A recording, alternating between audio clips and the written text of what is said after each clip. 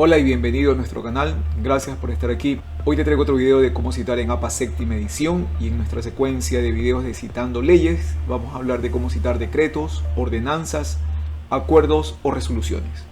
Comencemos. Siempre es bueno recordar las partes de las referencias, las cuales son autor, título, año y ubicación. Siempre APA séptima edición te va a pedir eso en cualquier tipo de referencia bibliográfica. Para referenciar decretos, ordenanzas, acuerdos o resoluciones, vamos a utilizar como ejemplo una resolución del Servicio de Rentas Internas, del SRI, del Ecuador, que es el organismo encargado de la administración tributaria del país.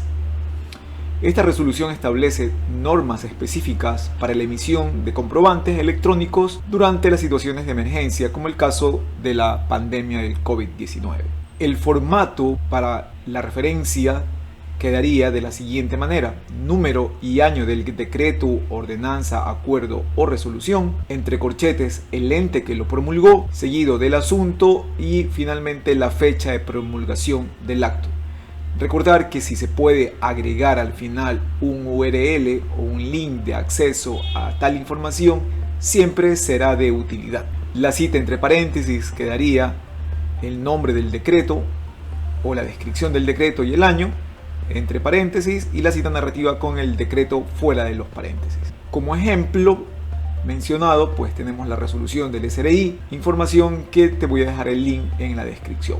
Para tal documento del decreto ejecutivo quedaría de la siguiente manera: la resolución y el número, entre corchetes el nombre de la entidad, en este caso el Servicio de Rentas Internas, la descripción, por lo cual se establece que las normas para la emisión, entrega y transmisión de comprobantes de ventas y retención de documentos complementarios expedidos electrónicamente en casos de emergencia, y finalmente la fecha de emisión,